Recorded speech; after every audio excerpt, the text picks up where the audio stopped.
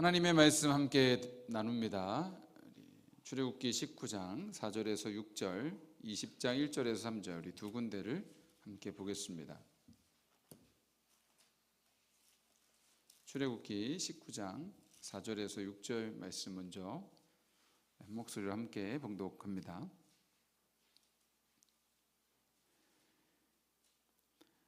내가 애굽 사람에게 어떻게 행하였음과 내가 어떻게 독수리 날개로 너희를 업어 내게로 인도하였음을 너희가 보았느니라. 세계가 다 내게 속하였나니 너희가 내 말을 잘 듣고 내 언약을 지키면 너희는 모든 민족 중에서 내 소유가 되겠고 너희가 내게 대하여 제사장 나라가 되며 거룩한 백성이 되리라. 너는 이 말을 이스라엘 자손에게 전할지니라. 아멘. 20장 1절에서 3절 말씀도 한번 같이 한 목소리로 읽습니다.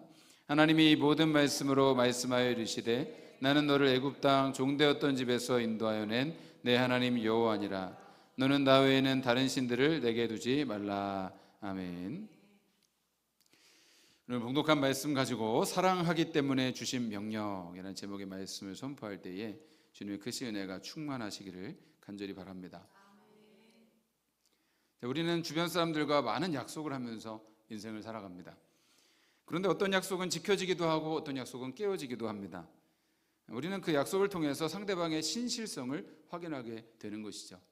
이런 신실성이란 말을 다른 말로 신용이라고도 하는데요. 이 신용은 인생에서 매우 중요한 것입니다. 약속을 지키지 않는 사람과는 어떤 계약도 맺으려 하지 않을 것이기 때문입니다.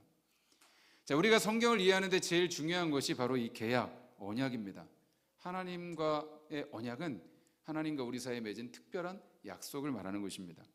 여러분, 우리는 이미 아브라함의 언약, 유월절 어린 양의 피의 약속을 통해서 하나님이 어떤 분이신지를 보았습니다. 하나님은 반드시 약속을 지키시는 신실하신 하나님이십니다. 자, 그렇기 때문에 우리는 그 하나님의 약속을 믿고 기다릴 수 있는 것입니다. 그런데 여러분, 성경을 읽다 보면 약속만 있는 것이 아니라 명령도 있다는 것을 우리는 발견하게 됩니다. 하나님의 말씀은 사실 두 가지예요. 약속 아니면 명령입니다. 여러분, 하나님의 약속을 보면 우리가 참 은혜롭고 힘이 되죠. 내가 너와 영원히 함께하리라. 내가 너를 복의 근원이 되게 하리라. 내가 너를 인도할 것이다. 여러분, 이런 약속을 들으면 그냥 저절로 아멘이 터져 나옵니다. 그런데 여러분, 명령을 들으면 어떻습니까? 너희는 이렇게 살아야 된다. 너희는 이것은 하지 마라. 이것은 반드시 해야 된다. 여러분, 이런 명령을 들으면 우리는 부담스러워집니다. 여러분, 특히 요즘 현대인들이 누군가의 명령을 듣는다는 것은 거의 견디기가 힘든 일입니다. 요즘에 젊은 세대들은 왜 해야 되는지 이해가 안 되면 이걸요? 제가요? 왜요? 라고 말한다고 해요. 여러분, 그래서 기독교가 자신들에게 하나의 족쇄를 채우는 것처럼 생각을 하고 믿음의 길을 시작조차 하지 못하는 사람들이 많이 있습니다. 그런데 오늘 출애굽기 19장에서 하나님 이스라엘 백성과 시내산 언약을 맺으시면서 그들에게 지켜야 할 명령을 주시는 것을 보게 됩니다. 그것이 바로 율법이죠. 왜 하나님은 우리에게 명령을 주신 것일까요? 우리가 그 명령을 왜 지키고 순종해야 하는 것일까요? 오늘 말씀을 통해서 함께 은혜 나누기를 바랍니다. 오늘 본문은 성경에서 중요한 또 하나의 약속을 우리에게 보여주고 있습니다. 이 언약을 가리켜서 우리는 시내산 언약이다라고 부릅니다. 언약이라는 말을 히브리 말로 베리트라고 하는데요. 이것은 묶는다라는 뜻입니다. 둘 사이를 연결시킨다는 뜻이죠. 둘 사이가 연결이 되려면 서로 만나야 하지 않겠습니까? 오늘 이 시내산 언약이 맺어진 시기는 이스라엘 백성들이 이집트를 탈출한 지 약 3개월이 되었을 때였습니다. 19장 1절 말씀을 한번 같이 볼까요? 이스라엘 자손이 애굽 땅에서 나올 때부터 제3월 곧 그때 그들이 시내 광야에 이르니라 라고 말씀합니다. 출애굽한 지 약 석 달 만에 그들이 시내 광야에 이르렀습니다. 그리고 하나님과 언약을 맺습니다. 하나님께서 시내산에 친히 강림하시고 이스라엘을 대표해서 모세가 시내산으로 올라가서 하나님과 계약을 맺은 것입니다. 여러분, 이것은 마치 연애하던 연인들이 이제 결혼의 언약을 맺고 부부가 되는 것과 같습니다. 하나님의 은혜로 출애굽해서 이제 구원받은 이스라엘 백성들이 하나님과 언약을 맺고 진정한 하나님의 백성으로 새롭게 출발하는 것이다 라는 것을 우리가 이해하게 됩니다. 4절 말씀을 한번 같이 또 봅니다. 내가 애굽 사람에게 어떻게 행하였음과 내가 어떻게 독수리 날개로 너희를 업어 내게로 인도하였음을 너희가 보았느니라. 아멘. 하나님이 이스라엘 백성들에게 먼저 이렇게 말씀하시는 것입니다. 내가 너희를 구원했다. 내가 독수리가 새끼를 업어서 온같이 너희를 여기까지 업어서 인도해 왔다. 너희를 구원한 것은 너의 노역이 된 것이 아니라 전적인 하나님의 은혜라고 말씀을 하시는 것입니다. 이 구원의 은혜의 이스라엘 백성들은 빚진 자였죠. 지금 하나님께서 이스라엘 백성들과 언약을 맺는 것은 내가 이렇게 너희에게 특별한 은혜를 베풀었다. 너희를 구원하고 지금까지 너희를 인도해 오지 않았느냐? 이제 우리가 언약을 맺고 이제 우리 특별한 관계 속에서 우리 함께 시작해보자라는 말씀을 하시는 것입니다. 그래서 여러분, 이 언약의 중요한 기초는 사랑인 것입니다. 그 사랑 때문에 이 언약이 주어진 것이죠. 이 시내산 언약이 바로 율법입니다. 여러분, 우리가 율법 하면은 참 경직된 마음을 갖기 쉬운데요, 사실 여러분, 이 율법의 동기는 바로 사랑입니다. 내가 너희를 지금까지 인도했으니, 내가 너희를 구원했으니 이제 나와 약속을 맺고 너희가 그 말씀 안에서 살아가는 백성들이 되었으면 좋겠구나 라는 말씀을 하고 계시는 것입니다. 그리고 또 하나님께서 말씀을 주셔요. 5절에서 6절 말씀 우리 한번 같이 읽습니다. 세계가 다 내게 속하였나니 너희가 내 말을 잘 듣고 내 언약을 지키면 너희는 모든 민족 중에서 내 소유가 되겠고 너희가 내게 대하여 제사장 나라가 되며 거룩한 백성이 되리라. 너는 이 말을 이스라엘 자손에게 전할지니라. 아멘.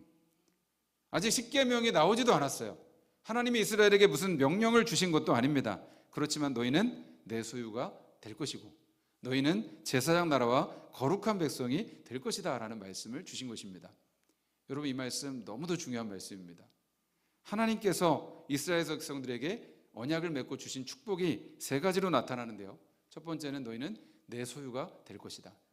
두 번째는 제사장 나라가 될 것이다. 세 번째는 거룩한 백성이 되리라 라는 말씀입니다. 여러분, 이 말씀은 여기에 처음 나오는데 나중에 계속해서 말씀이 나옵니다. 그리고 신약에서도 베드로전서 2장 9절 말씀을 한번 같이 읽습니다. 오직 너희는 택하신 족속이요 왕같은 제사장들이요 거룩한 나라요 그의 소유된 백성이니 이는 너희를 어두운 데서 불러내어 그의 기이한 빛에 들어가게 하신 자의 아름다운 덕을 선전하게 하려 하심이라. 아멘. 하나님께서 이스라엘 백성들에게 주신 정체성이 신약시대를 사는 우리들의 정체성과 같다는 것입니다. 왜냐하면 여러분, 구약시대의 이스라엘은 지금의 교회와 같았기 때문이에요. 하나님께서 교회에 주신 언약의 축복이다라는 것을 우리가 이해하면 되는 것입니다. 첫 번째 축복이 너희는 내 소유가 될 것이다. 여기서 소유라는 것을 원어로 세굴라라고 하는데요, 세굴라, 이것은 아주 귀한 보물을 말하는 것입니다. 그러니까 우리는 하나님의 그냥 소유가 아니라 아주 특별한 보물이라는 뜻입니다. 여러분에게 아주 귀한 보석이 있다고 생각을 해보십시오. 그것을 아주 귀하게 여기고 잘 모셔놓을 것입니다. 여러분의 자녀가 여러분 남들 볼 때에는 별 볼 일 없어 보여도 여러분의 눈으로 볼 때는 가장 보배로운 보석처럼 보일 것입니다. 하나님께서 우리를 보실 때 그렇게 여기신다는 것입니다. 너는 나의 보배야. 너는 아주 특별한 나의 보물이야 하면서 황홀해 하시고 우리를 귀하게 여기신다는 것입니다. 여러분, 한번 우리가 잠깐 멈추어서 생각해 봤으면 좋겠어요. 하나님께서 우리를 보시는 그 시선, 아직 아무것도 이룬 것이 없고 아직 아무것도 해보지 않은 우리를 향해서 너희는 나의 보배다라고 말씀하시는 여러분, 그 주님의 눈빛을 한번 느껴보시기를 바랍니다. 우리가 아직 죄인 되었을 때에도, 우리가 아직 주님을 알지 못할 때에도 이미 하나님의 눈에는 우리는 귀한 존재였다. 이것이 바로 언약의 시작점이라는 사실입니다. 하나님의 보배로운 자녀라는 것입니다. 두 번째 축복은 제사장 나라가 되리라고 하십니다. 제사장은 하나님과 사람 사이에 서서 중보를 하는 존재였습니다. 중보라는 것이 뭐냐면 쉽게 말하면 화해를 시키는 것입니다. 쉽게 말하면 그 둘 사이를 연결시켜주는 역할을 하는 것입니다. 제사장들은 백성들에게 죄나 문제가 있으면, 고통이 있으면 그 문제를 대신 짊어지고 하나님 앞에 나가서 기도하고 은총을 구하는 역할을 했습니다. 이스라엘은 주변 나라들에게 그렇게 하나님을 보여줄 수 있고 하나님께 이끌 수 있는 축복의 통로로 하나님께서 그들을 삼으셨다라는 사실입니다. 여러분, 우리도 이 세상에서 하나님 세우신 왕 같은 제사장입니다. 우리 이웃의 문제를 내가 끌어안고 하나님께 기도하고 복음을 전할 때 우리를 통해서 이웃들이 치유가 되고 하나님을 알게 되고 예수님께 나오는 축복의 통로가 되는 줄로 믿습니다. 세 번째 축복, 너희는 거룩한 백성이 되리라 라는 것은 하나님께서 세상에서 구별하신 백성, 특별한 성별한 백성으로 부르셨다는 것을 말하는 것입니다. 여러분, 구별됐다는 것은 어떤 목적이 있어서 따로 분리해 놓는 것입니다. 아기를 닦는 수건과 바닥을 닦는 수건은 구별되어야 하죠. 저도 주일날 양복을 제일 좋은 것을 항상 구별해서 따로 그것을 구별해 놓습니다. 그것을 입습니다. 여러분, 우리가 거룩한 백성이라는 것은 하나님을 위해서 살기로, 하나님을 위해서 쓰임 받기로 하나님께서 따로 구별한 백성이 되셨다라는 것을 말씀하는 것입니다. 여러분, 이렇게 하나님께서 이스라엘 백성들과 언약을 맺으시면서 이런 놀라운 축복을 주셨습니다. 십계명은 아직 나오지도 않았고 하나님이 무슨 명령도 주시지 않으셨습니다. 그런데 우리에게 먼저 신분부터 주신 것입니다. 너는 나의 아주 소중한 존재야. 너는 왕같은 제사장이야. 너는 거룩한 백성이야 라고 말씀하신 다음에 그 신분에 어울리는 삶의 형식을 주신다는 것입니다. 그것이 바로 율법의 의도인 것입니다. 하나님이 먼저 그들을 구원하시고 그들과 언약을 맺으신 뒤에 하나님께서 율법을 주셨다는 거예요. 율법을 잘 지켜서 하나님의 소유가 되는 것이 아니라 이미 하나님의 소유가 되었기 때문에 그 하나님의 백성대로 살아가는 새로운 신분이 주어지는 것이 바로 계명인 것입니다. 여러분, 율법은 우리를 구속하는 사슬이 아니라 왕의 자녀가 된 우리가 입어야 될 품격 있는 예복과도 같은 것입니다. 율법이 우리의 신분을 만들어내는 것이 아니라 우리 신분이 하나님의 명령을 기쁨으로 순종하게 하는 것이다 라는 것을 우리가 기억하시기를 간절히 바랍니다. 그리고 20장 1절에서 3절 말씀도 우리 한번 같이 봅니다. 하나님이 모든 말씀으로 말씀하여 이르시되 나는 너를 애굽 땅 종되었던 집에서 인도하여 낸 내 하나님 여호와니라. 너는 나 외에는 다른 신들을 내게 두지 말라. 아멘. 이제 비로소 십계명이 주어지는 것입니다. 하나님은 너를 구원하신 여호와이시다. 너는 나 외에는 다른 신들을 내게 두지 말라라고 말씀하십니다. 하나님께서 왜 이런 명령을 주시는 것일까요? 부부가 결혼하면서 가끔 이제 부부 십계명 이런 거를 결혼식 때 막 발표하는 그런 부부들이 있습니다. 좀 읽을 때 사실 닭살이 좀 돋죠. 나 외에는 다른 이성의 눈길도 주지 않기, 어떤 일이 있어도 내 편만 들어주기, 이런 말없이 외박하지 않기, 이런 것들 있습니다. 여러분, 이런 걸 보면서 아유 부부가 그렇게 이기적이냐 편협하냐 이렇게 말하는 사람이 없어요. 부부간의 관계는 그렇게 서로를 위해서 오롯이 사랑하고 헌신해야만 하는 관계이기 때문입니다. 그렇게 부부가 지켜야 될 계명의 숨은 뜻은 사랑이라고 할 수가 있을 것입니다. 그렇게 부부가 서로 사랑하고 헌신할 때 가정에는 행복이라는 열매가 맺혀지는 것입니다. 마찬가지로 하나님은 이스라엘 백성들을 구원하시고 그들에게 율법을 주셨습니다. 그것은 하나님과의 맺은 계약에서 반드시 지켜야 될 조항인 것입니다. 여러분, 이것은 그들을 힘들게 하려고 준 것이 아니라 그들을 행복하기 위해서 주신 것이다 라는 사실입니다. 신명기 10장 13절 말씀 한번 같이 읽습니다. 내가 오늘 내 행복을 위하여 내게 명하는 여호와의 명령과 규례를 지킬 것이 아니냐라고 말씀합니다. 하나님 분명히 말씀하시죠. 너의 행복을 위해서 내가 이 계명을 줬다는 것이죠. 이 법의 핵심이 무엇입니까? 바로 사랑입니다. 예수님 말씀하신 것처럼 내 마음과 목숨과 힘을 다해서 하나님을 사랑하고 이웃을 내 몸과 같이 사랑하는 것입니다. 그렇게 사람은 하나님을 사랑하고 이웃을 사랑할 때 행복해집니다. 그런데 우리가 이 계명을 보면서 왜 하나님은 그렇게 편협하시냐, 하나님은 우리의 상황도 이해를 못하시냐 할 수가 없습니다. 하나님께서 우리를 이미 전 존재를 걸고 사랑하셨기 때문입니다. 우리가 하나님의 명령을 부담스러워하고 이해하지 못한다면 아직 하나님의 사랑을 잘 모르기 때문입니다. 예를 들어서 부모가 자녀에게 사랑해 라고 말하는 것도 사랑이지만 그거 만지면 안 돼, 게임 너무 오래 하지 마, 공부해라 라고 말하는 것도 사실 사랑의 표현입니다. 자식 입장에서는, 아이 입장에서는 억울할 수 있어요. 왜 내 자유를 방해해요? 이유를 말해주세요 라고 항변합니다. 하지만 부모는 자녀보다 위험을 멀리 내다보기 때문에 때로는 설명보다 먼저 명령할 수밖에 없어요. 부모가 자녀를 사랑하지 않으면 밤새도록 게임을 하든 말든, 몸에 좋은 걸 안 좋은 걸 먹든 말든 상관 안 할 것입니다. 공부를 하든 말든 상관 안 할 것입니다. 그런데 사랑하기 때문에 잔소리도 하고 훈계도 하고 책망도 하는 것이죠. 이유를 설명해줘도 자녀들은 지금은 알아듣지를 못합니다. 그런데 훗날 부모랑 안 듣다가 뼈저린 후회를 하게 되죠. 하나님은 우리에게 명령을 주시고 그 명령을 지킬지 안 지킬지는 자유를 주셨습니다. 하나님 우리를 사랑하시기 때문에. 그런데 여러분, 이 하나님의 명령은요, 일종의 법칙 같은 것입니다. 중력의 법칙 같은 거예요. 이 법칙을 지키지 않으면 반드시 법칙의 보복을 당합니다. 눈에 보이지 않아도 이 법칙은 분명히 존재하죠. 어떻게 확인해 볼 수 있습니까? 아파트 20층에 올라가서 한번 뛰어내려 보면 중력이 존재하는지 안 하는지를 아주 뼈저리게 확인을 할 수 있습니다.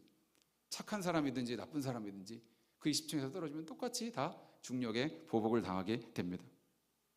여러분, 우리는 하나님 아닌 헛된 우상을 섬기면 불행해집니다. 부모를 공경하지 않으면 불행해집니다. 욕심을 품고 살면 불행해집니다. 그래도 하나님은 우리가 그 명령에 불순종하다가 깨지고 아픈 일을 당해서 회개할 때까지 기다리십니다. 우리를 사랑하시기 때문에요. 여러분, 그것이 사실 이스라엘 백성들의 역사이고 우리들의 인생 이야기가 아닙니까? 하나님의 명령을 주셨는데 계속 그것을 확인해 봐요. 그러다가 아프고 깨지고 그리고 나서 하나님께 돌이키고 회개하는 것이, 여러분, 이것이 이스라엘의 역사고 우리의 역사 아닙니까? 어떤 목사님이 이 20살 청년 시절에 연애가 너무 하고 싶었답니다. 그런데 뭐 연애를 할 수가 있어야죠. 그러니까 우여곡절 그때 첫 데이트를 하게 되었는데요. 그냥 뭐 여자에 대해서, 연애에 대해서 아는 것이 전혀 없으니까 그저 내가 좋아하는 걸 하면 상대도 좋아하겠지라고 생각을 했답니다. 그래서 가장 좋아하는 자기 음식이 뭐였느냐? 학교 2,000원짜리 돈가스가 제일 맛있었대요. 그래서 그걸 먹으러 갔어요. 그리고 자기가 그때 제일 관심 있고 좋아하는 것이 히틀러 역사 얘기였답니다. 그래서 그 얘기를 계속 1시간 동안 얘기를 했답니다. 그리고 또 자기가 제일 그때 잘하는 것이 뭐였냐면 오락실 게임이었다는 거예요. 격투 게임을 제일 잘했대요. 그래서 그 오락실에 데려가서 계속 그 잘하는 모습을 보여줬답니다. 어떻게 됐을까요? 여학생은 어느샌가 온데간데 없이 사라지고 말았답니다.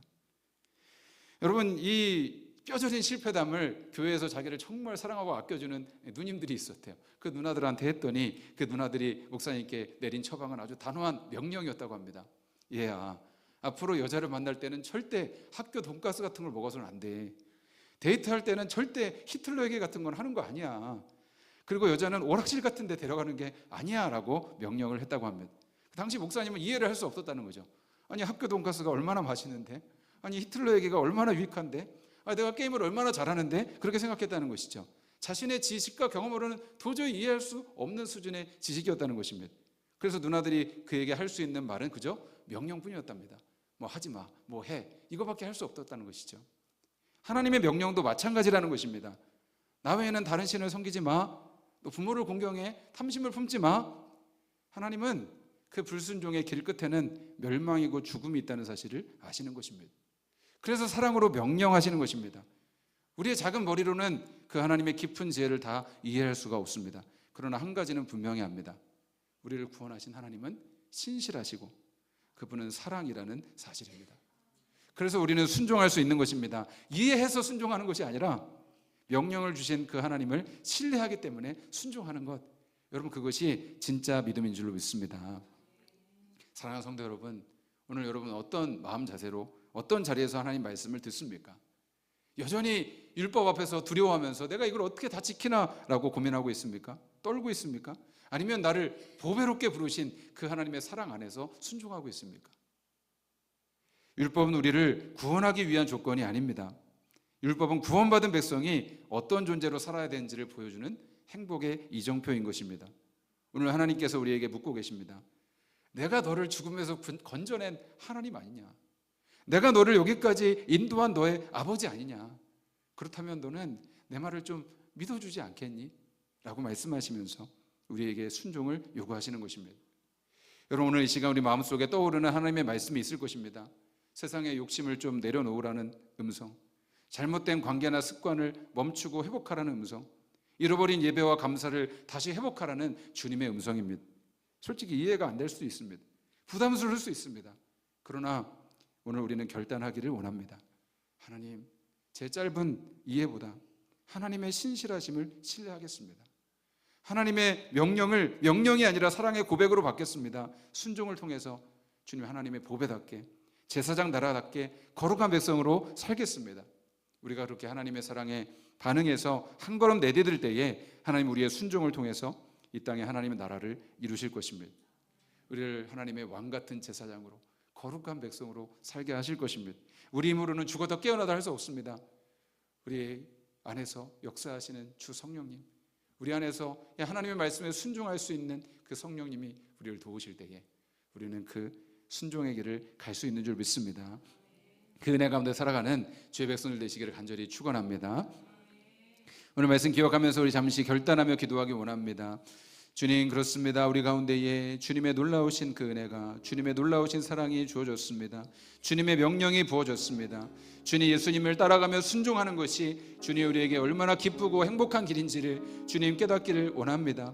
주님 그 은혜 가운데에 주님 신실하신 하나님, 사랑이신 하나님의 그 말씀과 명령을 순종하기를 원합니다. 왕같은 제사장으로 거룩한 백성으로 주님의 보배로운 소유로 삼으신 그 은혜를 기억하면서 날마다 하나님의 말씀 가운데 순종하며 걸어갈 수 있는 저희들의 모든 삶이 되게 하여 주시옵소서. 이 시간 우리 예수 따라가며 우리 복음 순종하는 그 은혜, 우리 1절만 찬송하고 우리 결단하며 주님께 기도하기 원합니다. 예수 따라가며, 예수 따라가며 말은 순종하면 우리 행할 길 완하겠네. 주를 의지하며 순종하는 자를 주가 늘 함께 하시리라. 의지하고 순종하는 길은 예수 안에 즐겁고 복된 길이로. 의지하고 순종하는 길은 예수 안에 즐겁고 복된 길이로다. 우리 주님의 이루어지고 간절히 동성으로 기도합니다.